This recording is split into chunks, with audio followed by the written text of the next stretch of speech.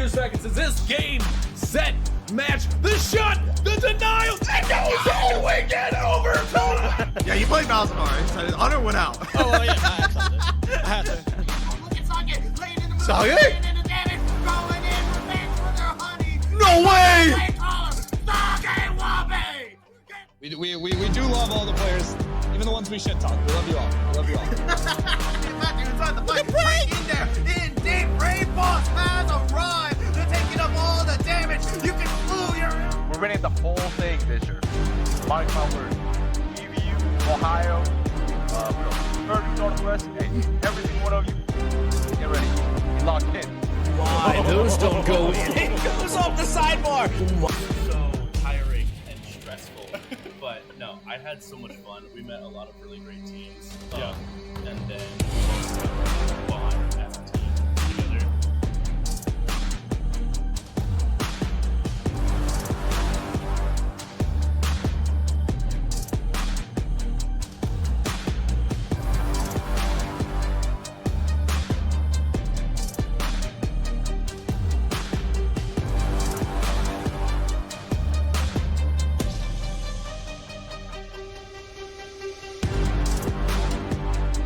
Unified welcomes you to the following presentation of the Midwest Esports Conference.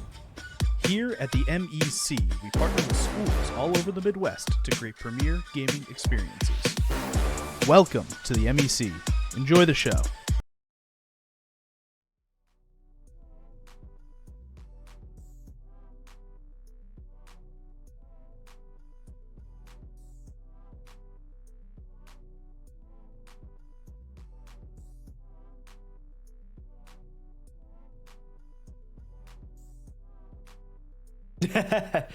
So you haven't been hearing Mac for a moment, but now you can. Maybe. Brutal. We're back. We're so back. We're so back. In sync, ready to go for the playoffs here at the Midwest Esports Conference. CLOL 2025 has been a roller coaster, Mac, but I am super excited for tonight's matchup. We're kind of jumping into the middle of the series here between Ohio State University and Briar. Ohio State did take game number 1, and Mac, they've been one of the stronger teams here in the MEC. Yeah, they've definitely tried to stake their claim as top 4 this season, and I think that they've succeeded in that through the regular season. I think with us having a bit of a thinner pool of what like these returning teams that I think we kind of expected, that Ohio State and Columbia College wanted to come in and kind of really prove themselves, and they've both proven that they can fight. Ohio State to an incredibly high degree, and we see them playing tonight against Briar University, trying to like solidify themselves in this top 4. That's like Grandview, Purdue Northwest, Ottawa, and themselves. So they're really trying to make this happen tonight. We've seen them already win game number 1. It was about a 28-minute long game. The only thing I can tell you about that game is Rakan was played. That's it. That's all I know. Riot servers are down, so we can't look at OPGGs. We couldn't watch the game. It's fun. It keeps us on our toes. No information. But it's all good. We're geared up and ready to go for the second match. And for Ohio State, a victory means a matchup, I believe, with Grandview University. And on the other side of the bracket, I believe Purdue Northwest and Ottawa are going to be taking each other on in our winners semifinal matchup. I believe I saw that matchup squared away for our Wednesday night stream. I believe that matchup is definitely happening. I don't know if it'll be here on Wednesday or not. Okay. But yes, winner of this match does play against the Grandview Vikings in the semifinal. So we'll see it coming. We've got bans fast and quick. Gwen ban, that's a jungle ban these days, but it's also been a top lane ban.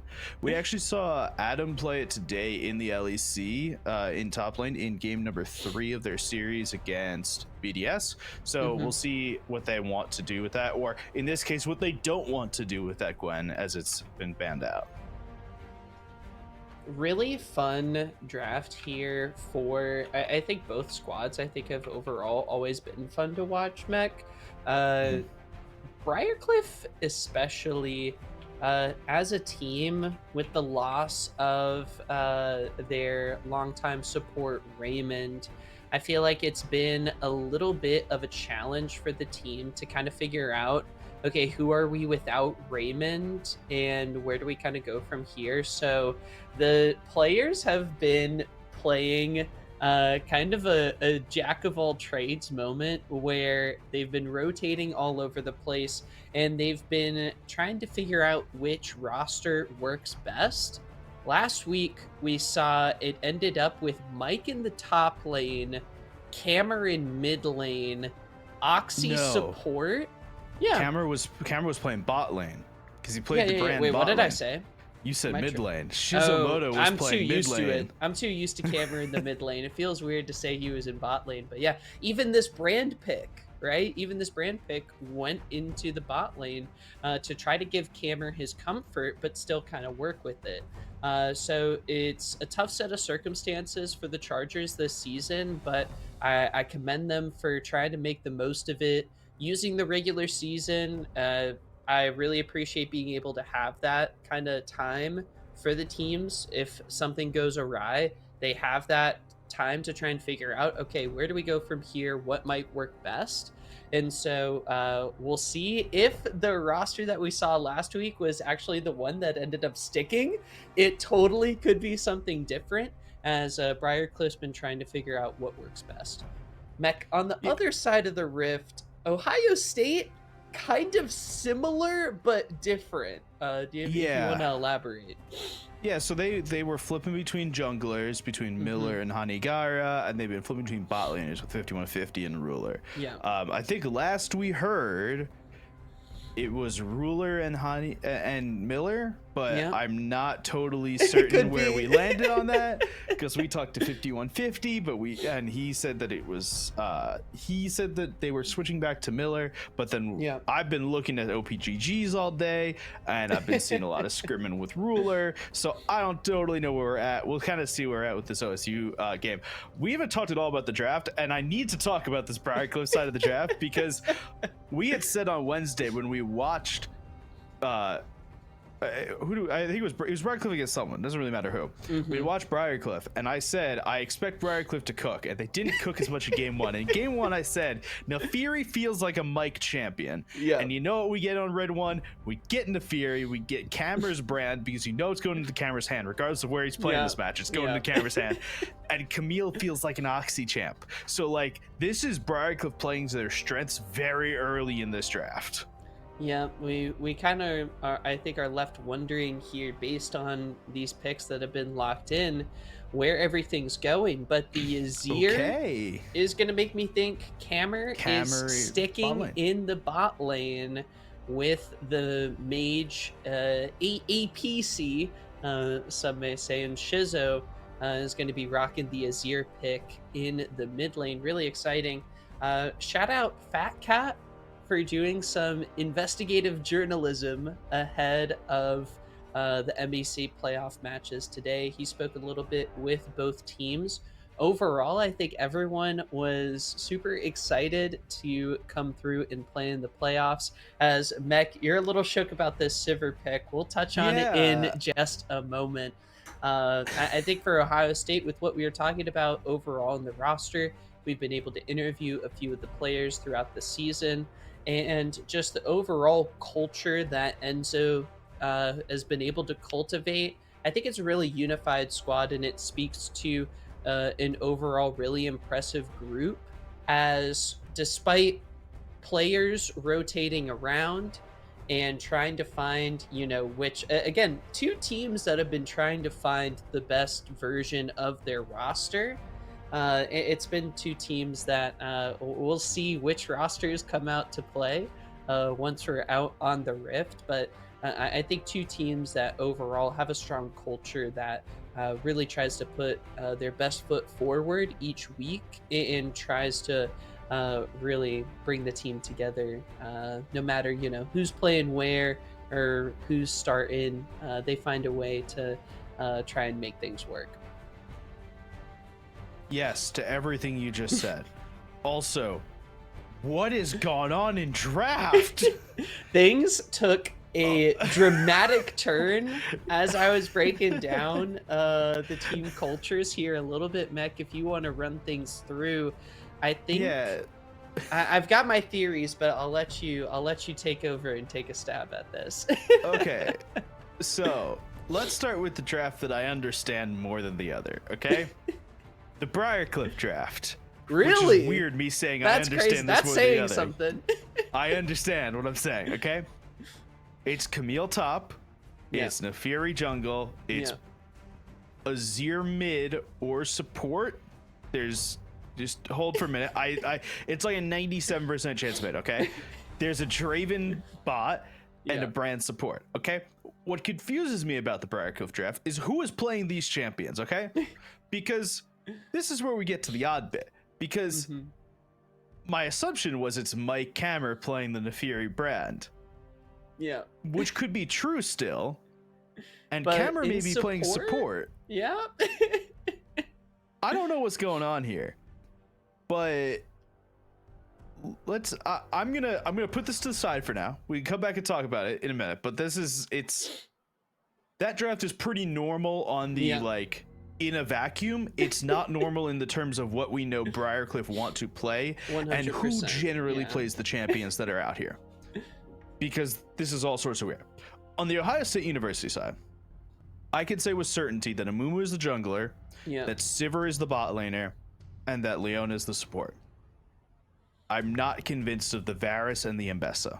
You think there's a chance Varus goes top? I don't think so. I think there is a chance. Okay. There's been a lot of AP Varus builds that exist in the mid lane, but also in top lane. That's crazy. The person to look at for like AP Varus top stuff is Mirwin, who's on Mad Lions Koi in the LEC, who's known for picking a lot of weird and wacky stuff. But I think what happened here is they saw that Camille come through, which I think is a pretty good counter to Mbessa.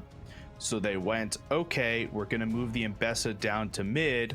We already have a Varus, but now we don't want the Varus to go into a brand. So they move some stuff around. Now, there's also a strong possibility that this Varus goes in. I think we have actually seen 5Fire play Varus mid before. Into the Azir, I think, yeah.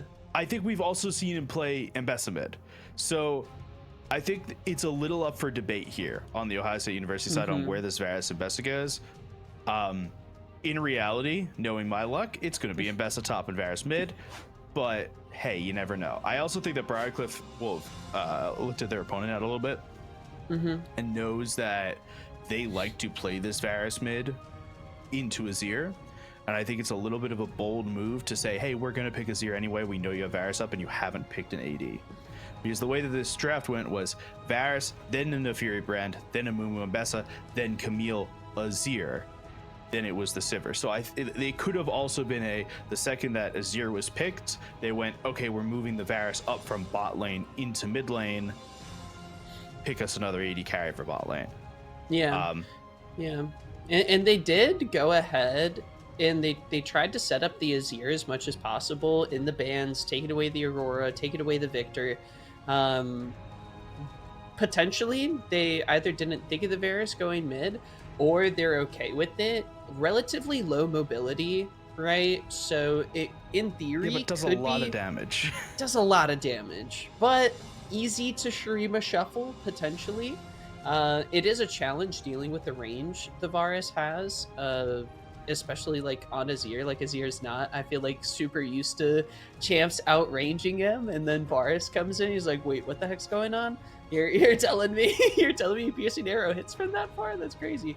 So it'll be super interesting to play out.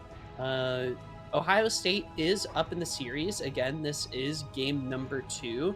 So Ohio State on match point, Briarcliff playing with their backs up against the wall. Will be really interesting to see both how I think the level 1 goes. It'll be kind of interesting, I think, to see where all the laners kind of end up and what sort of vision early on the teams are going to look to place. How are they able to use that information to set up the lanes how they want it? Because we're only seeing the paper plan. Yeah. The Home Alone on the table, the plan sheet, how it actually ends up getting executed is, I think, part of why we like watching the games. And especially for Brightcliff, it's not just how it gets executed, it's who is piloting each of these champions, because we do not know. They have changed their roster around so many times this season. And I don't say in the bad way. They're really trying to figure out what the best version of the players they have is, and the hope is that they've figured that out by the time we have hit round 1 of playoffs. Yep, here we are. Now for everyone's knowledge, this is a double elim, so whoever loses tonight is not out. They will go and play against the University of Kansas in the lower match, which would be next week sometime. But even still, lose one, you have to go and play in the lower bracket, and you never know what's going to happen in the lower bracket. It's just a real question for Briar here on who is piloting these champions, because if we put this the way we expect it to be, right? I don't know, like, suddenly Kammer's playing support, and like Shizumoto's playing mid, like we're all sorts Draven? Well, I assume it's Oxy Camille. We don't know. This is the problem, is like we're getting into a bit of, we understand in if you were to give me one of those puzzles that says match the champion to their player, it would come out differently than I think what is going to occur. So this could also be some like 5-head Galaxy Brain move from Briarcliff going, hey, we're gonna pick Nefiri Brand early, and who cares? We may just flex them around. I also think, regardless of what's happening here, regardless of what is happening here, Draven is a bold pick for the end of this draft.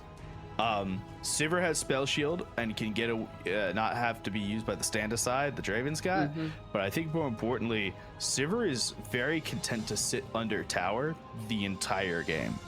Draven really would like to get kills early. I think that's a huge bit for Draven, and so I think with that, it is a bit bold to say at the end of this game, at the end of this draft, that what you need is a Draven. I actually would have really expected a Jinx here, because I think Jinx would work well with the rest of this comp. It would hit the Sivir on the same hyperscaling margins. But you never know. Maybe go big or go home. Maybe we've got a Draven player in our midst. Yeah. I think it's definitely our first Draven of the season, as well as the first Sivir of the season. To kind of build on what you were thinking about, Mech, the Leona into Draven, I think, should do potentially well. But the moment is upon us. The champs and players are set. Summoners, welcome on to the Rift for game number 2 of our best of 3 series. Ohio State sits on match point here against Briarcliff University. Looking at the rosters, let's take a rundown for the Chargers. Briarcliff starting roster, Oxy in the top lane, Coyote, very fittingly, is on the Nefiri. Shizumoto rocks the Azir in mid lane, and it's Mike and Kammer. You can take the mid-jungle duo out of mid and jungle, but eventually they'll find their way to each other. They're taking over the bot lane here in this do-or-die match for them to avoid getting sent to the loser's bracket. Over on the side of Ohio State, we've got Tutu-MC, who's been crushing it in the top lane. I think it's Miller in the jungle, but I'm not 100% sure. It could totally be Haniagra. 5-Fire, Sivir mid lane into the Azir, and then Varus, Leona in the bot lane. I blame players for changing their names too often. That's where I'm going with. I feel like this is a solid place for me to push this agenda out. I know, it's tough, but Ohio State, whoever's in the jungle, whoever's, playing the game, they've been able to put together quite a season so far. Definitely have. You see Tutu-MC in the top lane. He's going to be kind of the 83rd. Oh, wait, hold on. I'm noticing now it's a Sivir mid lane. Oh, yeah. I turn away for 2 seconds to figure out who the jungler is, and suddenly it's a Sivir mid lane. Please explain how I'm supposed to feel about this, because I don't know. It's a little interesting for sure. Definitely not what we were expecting, but at the end of the day, two hyperscaling carries in the mid lane matching up against each other. I think it makes for a pretty passive early game, but Coyote's looking for a play onto 5Fire, is just going to back off. The Amumu is ready to go. The Sivir does pretty well into the Neferi as well with the Ricochet. It takes care of the baby dogs. It does. As the game goes on, there will be more and more of those dogs, and they will have more and more health, so it will be a little harder to take care of. Oxy's been going for very good trades, by the way. Jones is having a difficult time against Camille. I have a feeling it has to do with Camille's passive attack damage shield, but it just seems like C is just kind of taking not a great time, not great trades. Yeah, I actually quite like this shift to put Oxy back in the top lane for Briarcliff. I feel like he's always been a rock for them in the top lane, and he tries to flash for the kill on the 2-2 MC, but doesn't quite have the damage there. But as you say, might be able to shove him out of wave. Out of lane, excuse me. There's a big wave coming in that's about to crash into the turret.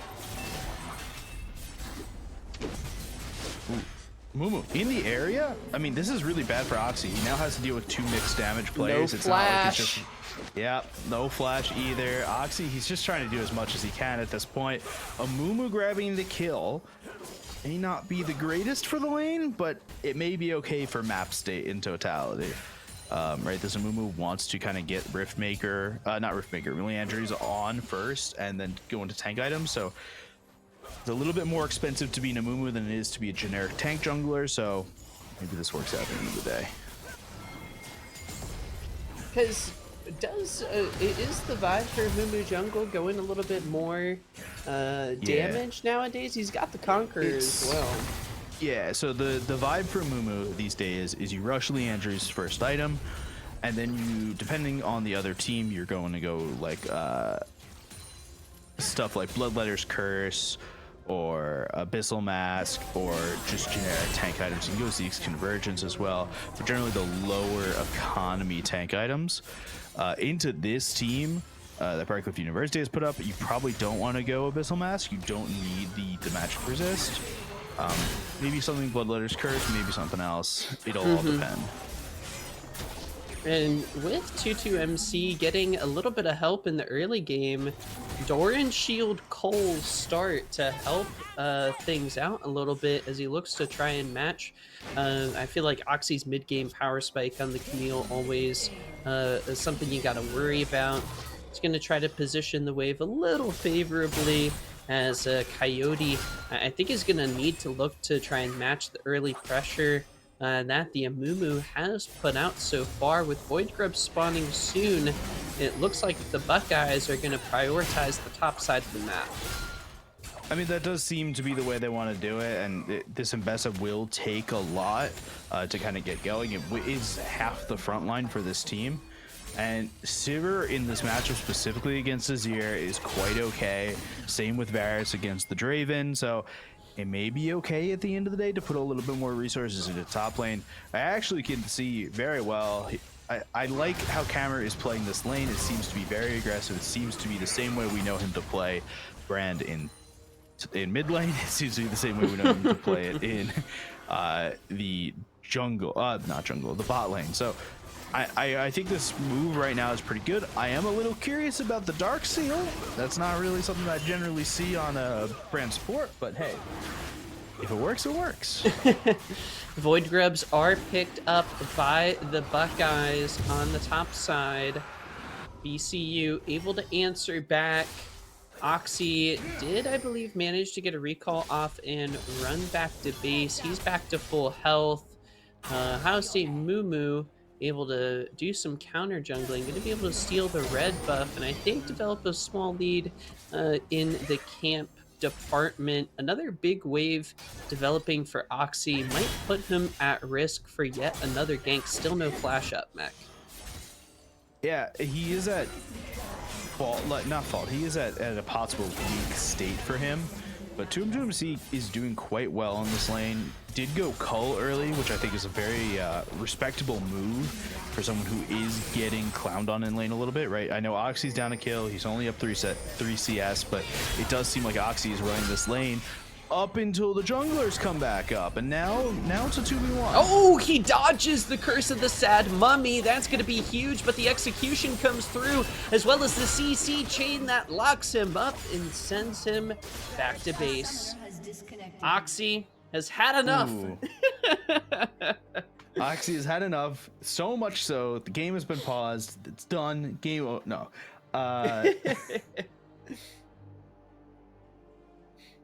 I'm looking at this game state, okay? And all the kills so far are on Oxy in top lane. I do feel like Oxy is having a decent game. He's getting a lot of push in top lane. I know push doesn't mean everything, but it does seem to be okay. The problem is a bit more in which I'd say, like, they're losing pressure. When every time Oxy dies like that, they lose pressure. This is normal, by the way. I'm gonna say this for the 17th. We'll say this for the 10th time this season. This is quite normal. Something concerning as well a little bit. The total top side of the map is absolutely winning for Ohio State. This is not a recipe for success for the Chargers. Mid lane up 20 CS, 75 CS at 8 minutes. Fire putting on another classic mid lane clinic that we've come to expect from him on the regular, but still want to shout him out. And while all of this action is going on the top side of the map, Briarcliff has not been able to get the Draven going. Mike, no kills so far, and if Briarcliff wants to stay in this game, Mech, they've got to get the ADC Draven going.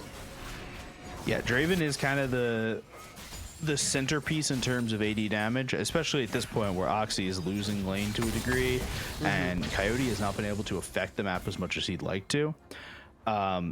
This Nefiri does very well late game, but is quite good early game. It's one of the champions that can kind of do well throughout the entire game, especially because on the W there is an amount of, like, it's not CC dodging. There's some amount of unstoppable cleanse on the W now, on the new Nefiri W. So because of that, I think it's quite strong. It can be quite strong into lanes like the Varus and the Leona, and I think it's been not as effective as I think that they would have liked. Oh, they need something here. 5150 gets out of dodge, though. Here comes the Amumu, dodging the bandage toss. He gets out of the way for the first one, but the Zenith Blade comes in. Hammer trying to find the stun, but Mike is getting taken down as Coyote comes in. The reinforcements have arrived, but another bandage toss finds its mark as it's a double kill. Curse of the Sad Mummy does not come up in time. 5150 picks up the kill, though, and it's a 3-for-1 for the Buckeyes in the bot lane. 3-for-1, and they can't get anything anywhere else.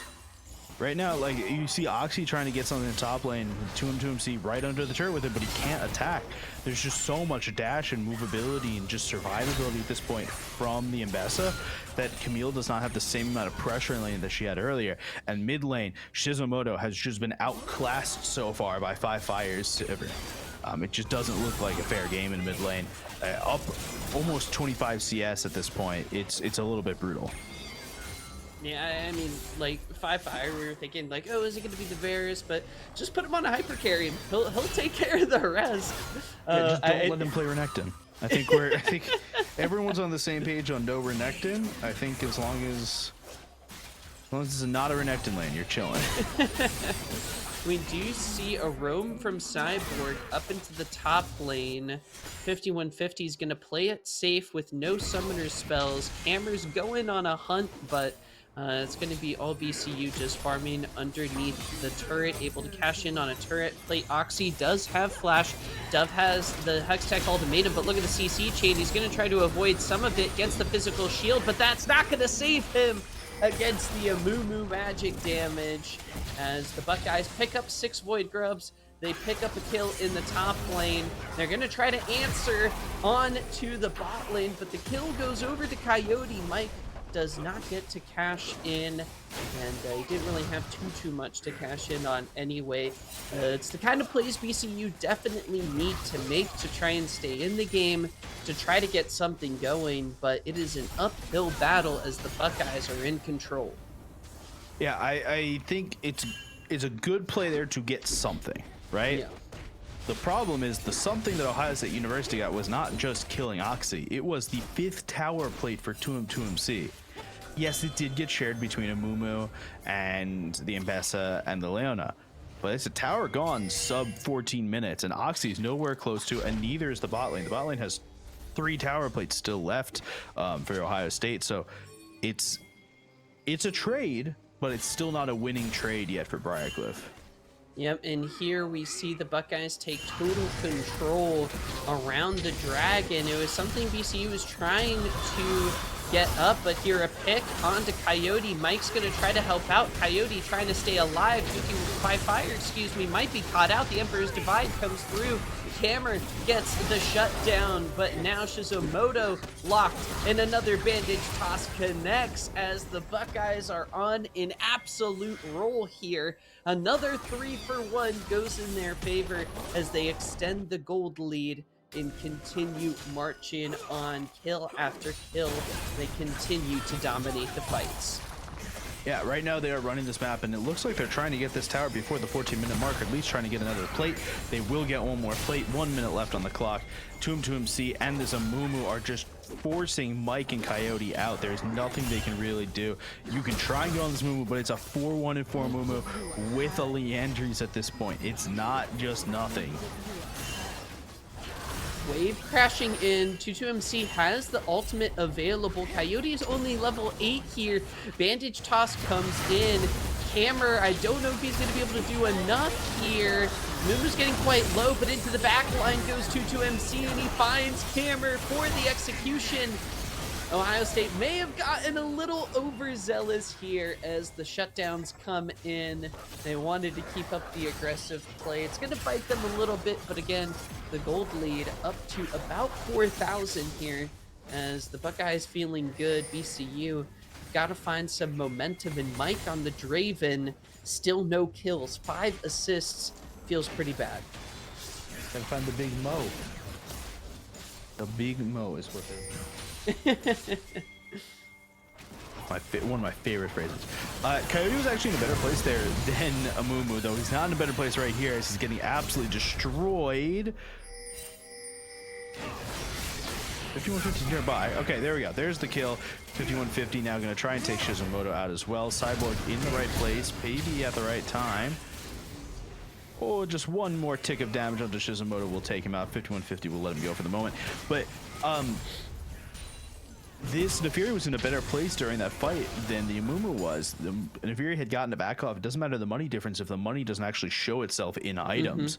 So the Nefiri had the ability cooldown boots, and there was no full boots for Amumu, and Amumu was also going for these magic resist boots. So it wasn't even that as impactful as the more carry oriented boots that Nefiri went for at the end of the day. Oxy picks up the turret. 22MC flashing on and making sure he pays with his life. Meanwhile, the Buckeyes finish off the mid lane tier 1 turret.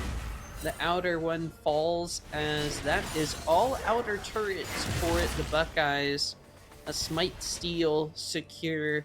Big CS lead in the jungle, in the mid lane as well. Top lane actually going in favor of Oxy, but with all the kills and assists going for 22MC, that's going to even things out for him. The ADC is relatively even, but for Mike on the Draven, it's kind of a losing state for him, right, Mac? Yeah, it's a little bit of a losing state, but it's not incredibly bad. We've seen worse, but we've also seen better. Seen worse. We've also seen better. I also am like staring at this Bloodthirster, and I just am not sure if that was the greatest thing to build first. I think it was definitely in in adjustment to what was happening in the bot lane with this Varus.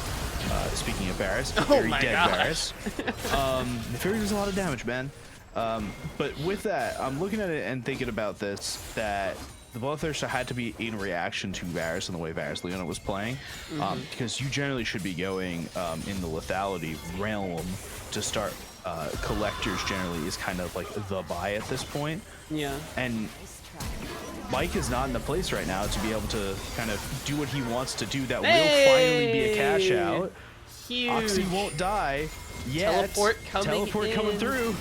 22MC's gonna take down Mike before he gets too out of himself here. Both There's a double teams flank. There's a trying flank on to the flank. collapse, but Cameron getting caught, gonna try to flash away, trying to find the stun. It doesn't connect as he gets cursed by the said mummy, who has to be feeling pretty good about this game. Maybe gonna cheer him up the way things are going for the Buckeyes. The big cash-in is going to narrow the gap slightly in the gold department between the two teams. Mike gets a big cash-in with the kill onto Fire. Oxy did burn Flash, trying to set that one up. But here in the mid lane, we get the Rift Herald crashing in and helping secure another turret for Ohio State. Yeah, Fire is actually just getting completely beaten up here by Oxy. Cyborg is going to come by. Maybe the help he needs. There's a lot of damage brought through and so much shielding on Fire. Able to get out of that. Cyborg really doing a lot of work there. That Locket doing a lot of work there from Cyborg. But right now it looks like Ohio State University, even when it feels like they're down and out of something right there, just the same way Fire felt like he was down and out for a minute. They've got team, they've got the group with them to be able to come back on something. Yeah. At this point, Briar University going to try and take the dragon, but that isn't as simple as it sounds.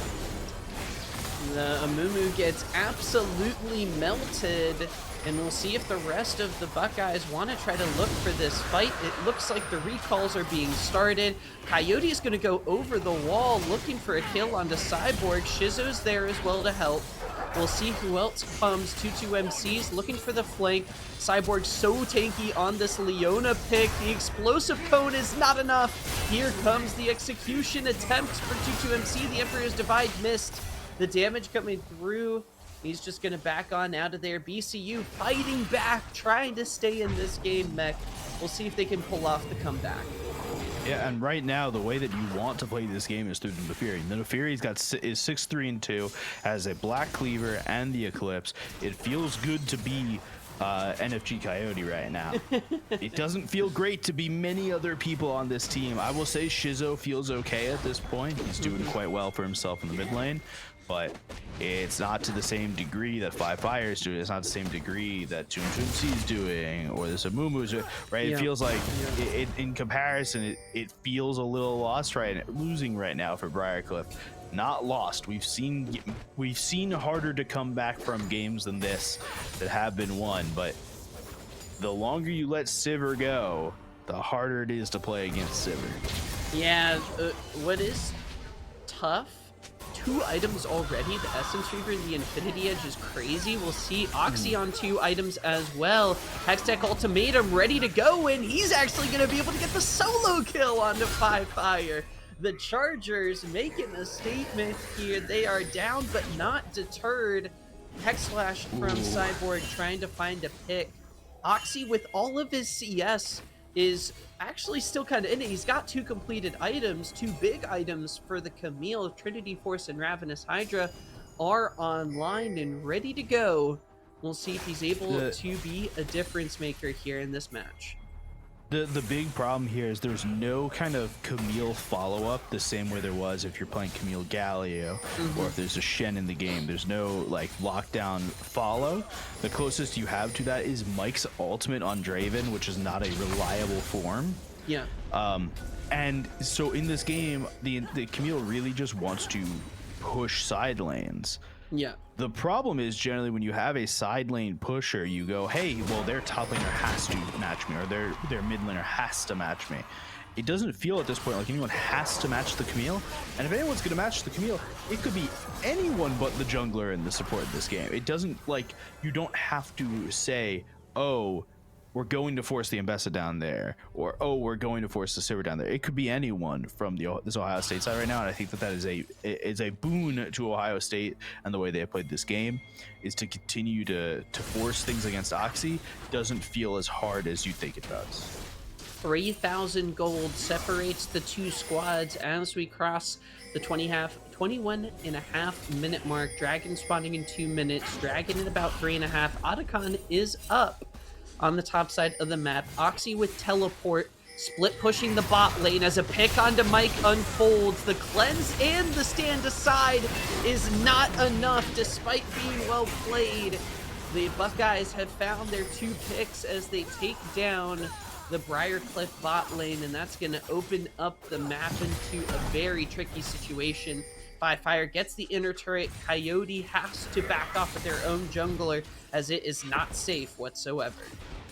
Yeah, so the thing we haven't talked about is quite hard at this point in the game to actually CC this Nefiri, especially since your main form of CC is a Zamumu. It's hard to hit bandage tosses because you're destined to hit them on a dog instead of Nefiri themselves, which helps you get further in, but it doesn't help you actually stun the Nefiri. So you have to use a bit more CC than you think on her. Again, this Nefiri is kind of the damage right now. Oxy's gonna try and go in, does a good chunk of damage on the Fire. Fire could go down here. Find the pick! He's so low, but he doesn't fall. The Buckeyes stand tall. Oxy trying to flash in, looking for a kill, but he can't quite find it. There's the Hextech ultimatum that finally comes through. The Buckeyes push. They get the top lane inhibitor turret, but the Briarcliff Chargers turn things around, Mech. And they're going to turn their attention to the Otacon. I've seen this do a lot of damage. Mike does have a lot of lifesteal. Teleport comes in. Both solo laners trying to help out here. 22MC and 5150 trying to have a response here. 22MC gets shoved back into the rest of the bot lane here.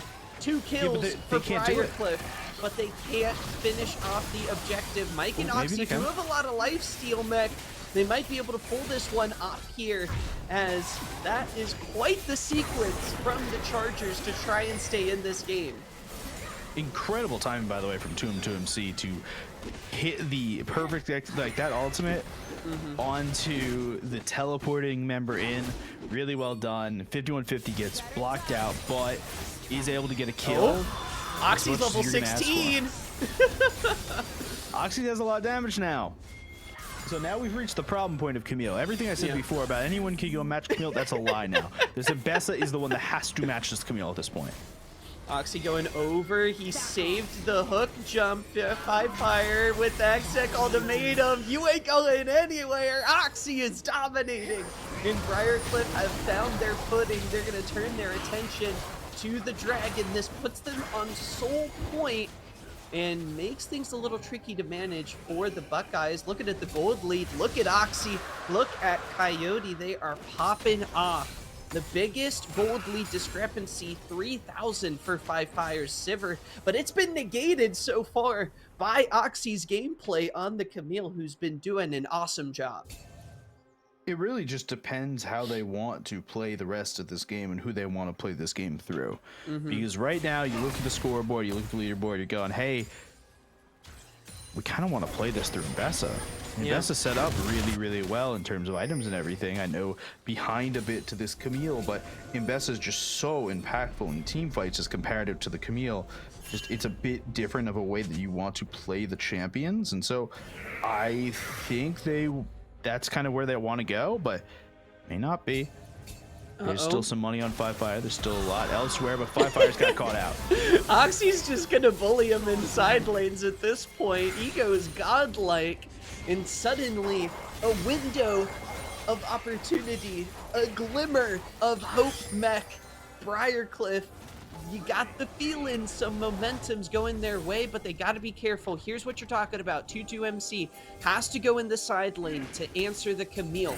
what is the rest of the Chargers gonna do on the map? It's 3v4 in their favor if you think about the numbers with 5 Fire down.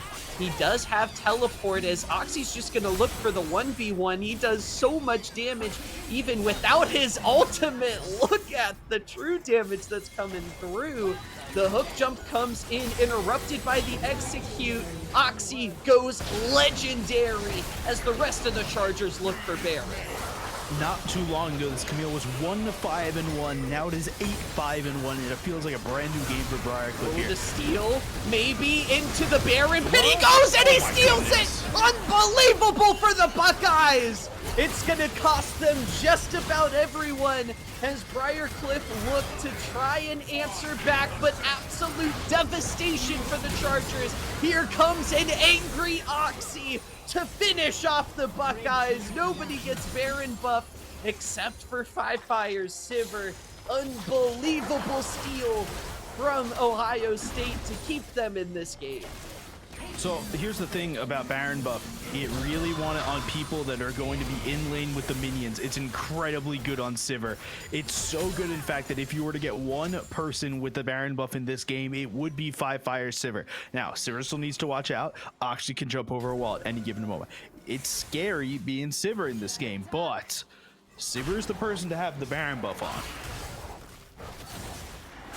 Wow, what a roller coaster of emotions, of gameplay.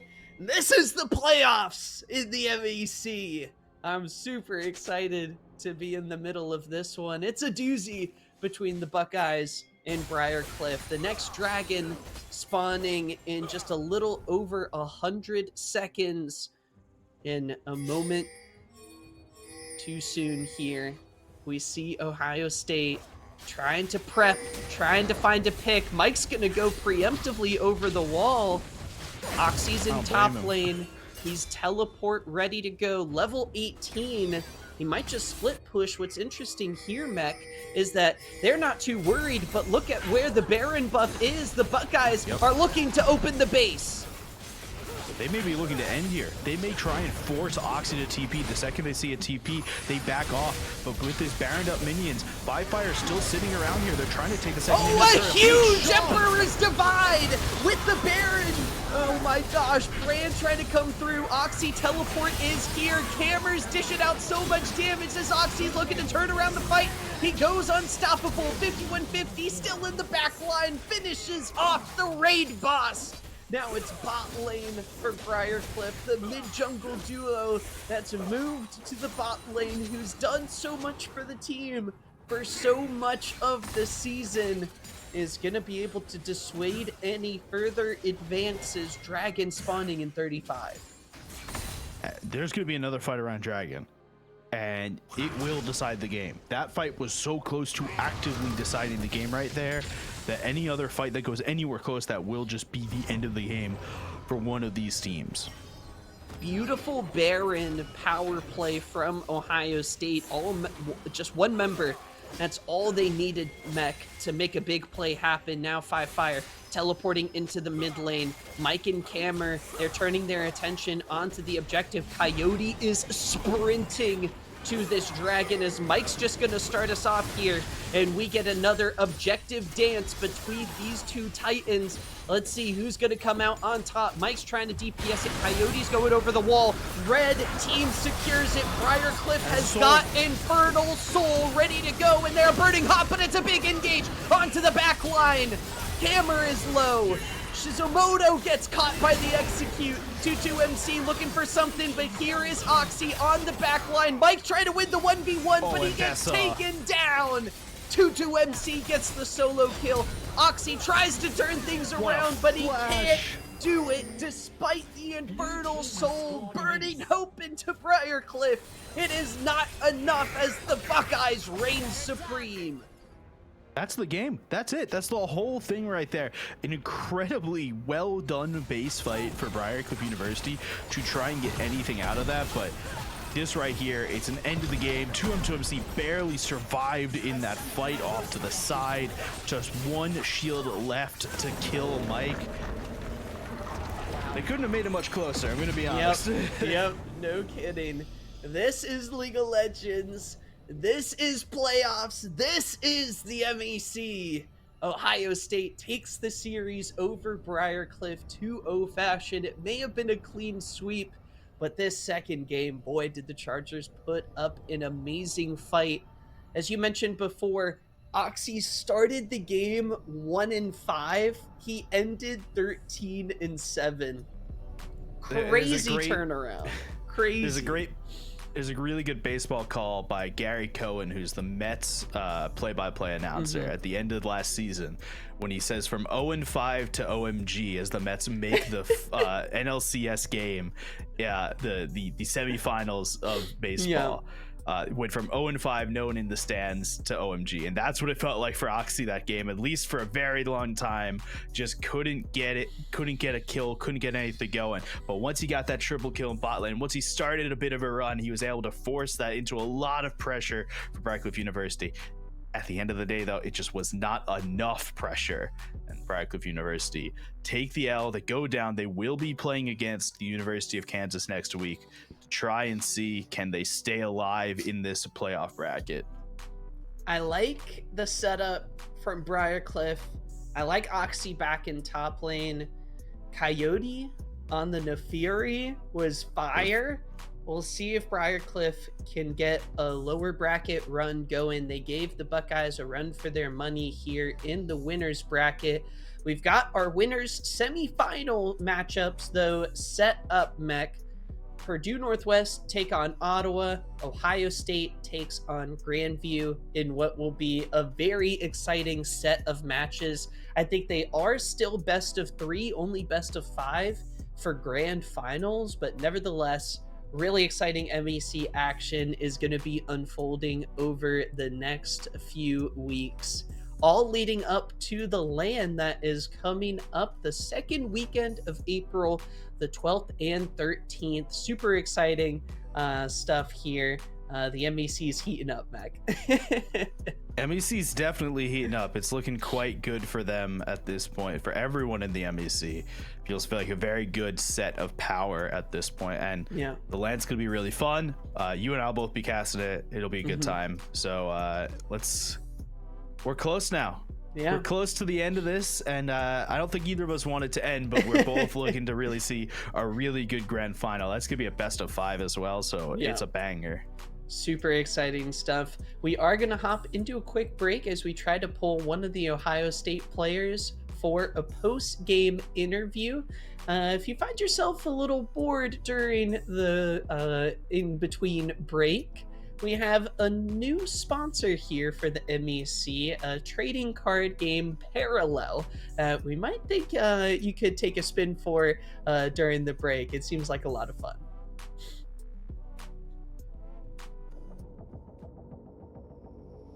Hey, my name is Ali. Bunny Hopper. Hello, my name is RDU. Fino here. Thais. Lambi series here. Even though most people know me as a streamer, I used to be a high-level competitor in Hearthstone. 2-time Yu-Gi-Oh! Nationals finalist, 1-time champion, Yu-Gi-Oh! World semi-finalist, former Hearthstone Grandmaster. Became world champion in 2022 and also won the global team championship. 2 times the European championship. When I found Parallel, I immediately fell in love with the science fiction world that they created. The depth and the details in it really stand out to me. It's space art, it's gorgeous. The lore, Space Wars, super interesting. I think overall the game of Parallel is what is the strong part. The mana system, the cards. Deck building around the Paragon's strengths. Some things are a little bit stronger, but the strongest decks are also like very skillful. The tech allows us to trade the assets. I can send my friends decks and cards or my viewers cosmetics. The banking system especially as a new mechanic. The banking system. One of the best takes we've seen in the mana system in any card game. It's already adapting into tournament modes. The community is pretty awesome. The Parallel community and team has always been so wonderful to me. I've been a lot of fun playing Parallel. I think you can also have a lot of fun playing Parallel. Try Parallel, guys. I love this game.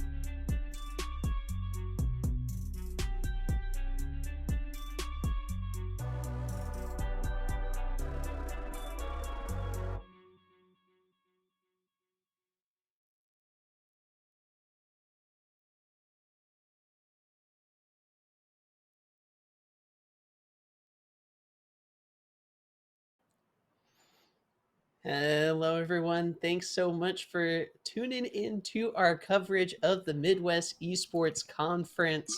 We're here with the man himself, 5150, helping out the Buckeyes get a 2-0 win over the Briar Cliff Chargers. Congrats to you guys for picking up the dub, but I know, playoffs is a bit of a grind. It's just getting going. How's the team feeling headed in? I know we kind of have an extended regular season. It feels like it flew by, though. How's everyone feeling headed into playoffs? I think everyone feels pretty good. I mean, we're pretty busy with school. I know I'm really busy with Yeah, school. I got yeah. like 2 exams this week, 1 exam next Oh, week, bunch of, but brutal. because it's getting into like just before finals, so like Yeah. lost exams and quizzes and homework is ramping up now. But I think Mhm. in terms of like game stuff, we feel fine. Just maybe a bit overloaded school-wise. Yeah. Does it help that you have another 80 carry on the team that can kind of take over? You told us that you didn't play in game one because Yeah, it's because school I was stuff doing supersedes homework. game. Yeah, Like, I have a quiz tomorrow. I was studying for my quiz. He's playing no, that but one, like, so.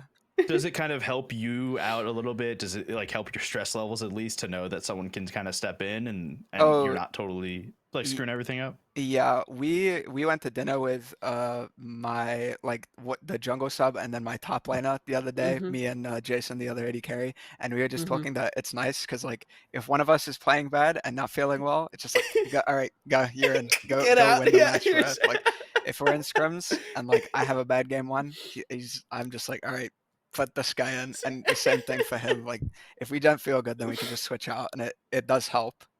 Because you don't play like 3 bad games, you play 1 and you just take a break. Yeah. Does The that next help? man Like... up mentality. Yeah. We just tag in, and then if both of us don't feel good, then it's ruined. It's chalked. Yeah. Oh goodness. Well, you guys have set yourselves up for a match against Grandview, I believe, in the winners semifinal match. Potentially, if you win that, we'll face off on the other side of the winners semifinal is Purdue Northwest versus Ottawa. I know, kind of coming in for y'all's first season here at the MEC, I feel like with Ottawa, PNW, and GVU getting the CLOL top 32 berths from MEC last season, I feel like for y'all coming in, it's always been maybe a little bit of a balance trying to figure out those teams. So how are you guys thinking about the GVU matchup?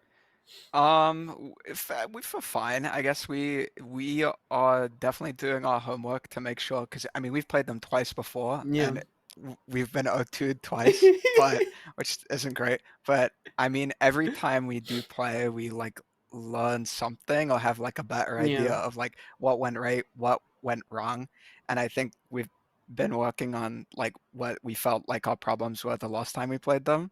So I mean we feel good. We definitely got some tricks that we can pull out in the draft here and there, you know, some fun stuff. So we'll Okay. see. You guys saw the Civic mid today. You could see that Yep. was just a taste. You don't even know what's coming.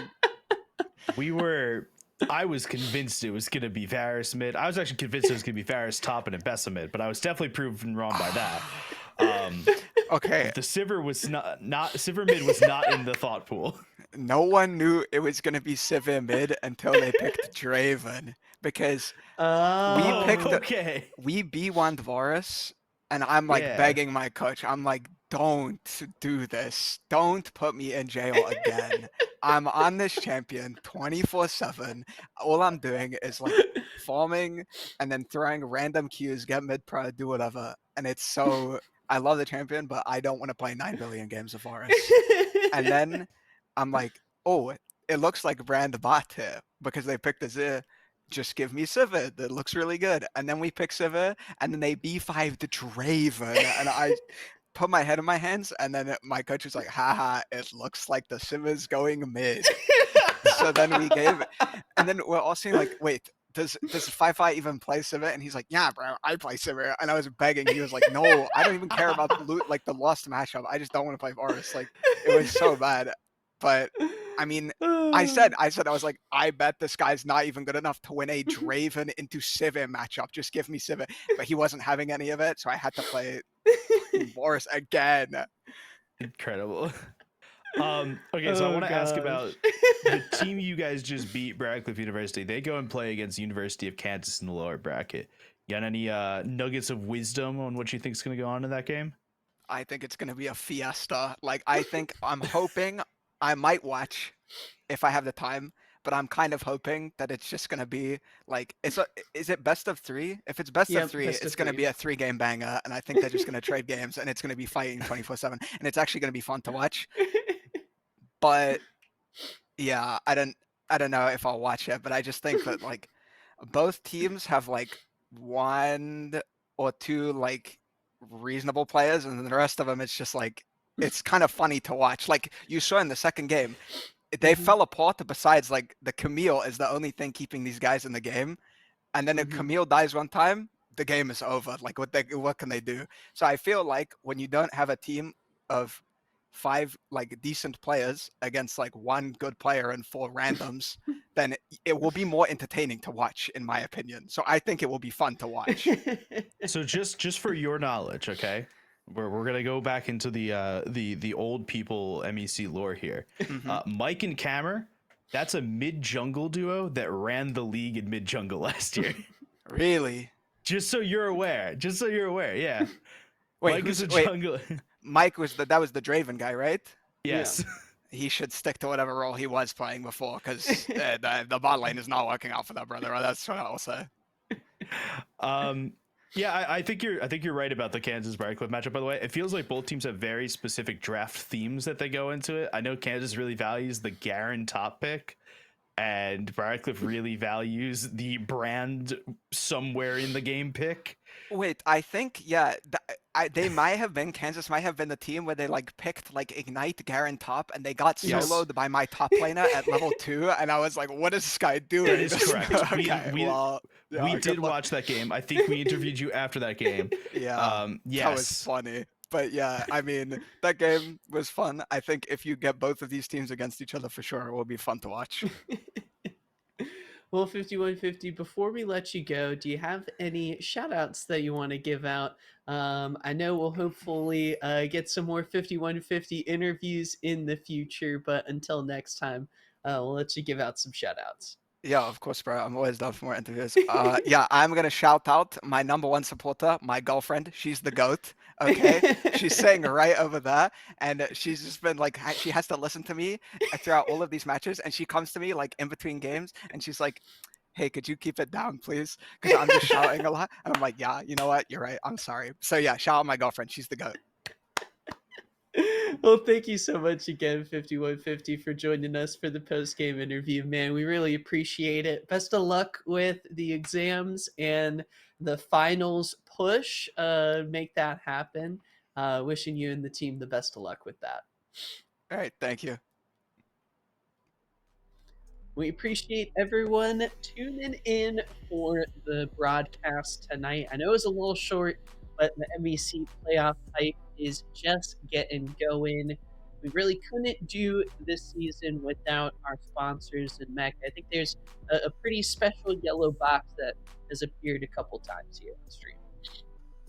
Yeah, that's it's for Alex's Lemonade Stand Foundation, which emerged from the front yard of Lemonade Stand of 4-year-old Alexandra Alex Scott, who was fighting cancer and wanted to raise money to find cures for all children with cancer.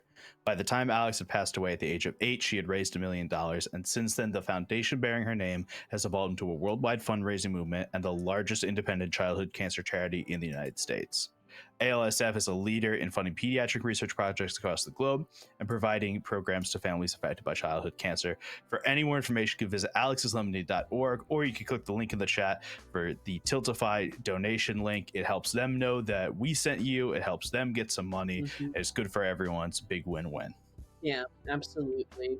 Really an awesome cause. We love being able to promote here on the stream. So make sure to check out that link, as well as our other sponsor, Parallel, that's recently joined a new trading card game that you can find on the Epic Games Store, or you can also find in the link we'll post in the chat to check out.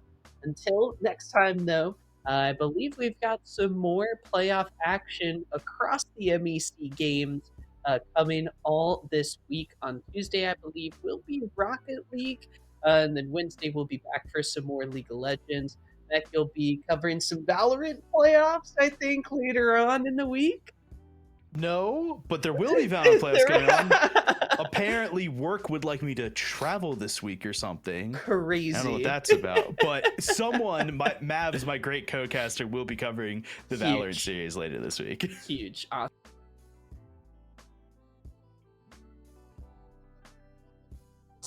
And the MEC LAN coming up soon. I know we're super excited for that. Until next time, though, stay safe and have a good one. Alex's Lemonade Stand was founded by my daughter Alex in our front yard when she was 4 years old. She decided she would have a lemonade stand, but instead of keeping the money, she would give it to her doctors so they could help kids like her. And she was able to reach her $1 million goal. She passed away 2 weeks later. She was 8.5.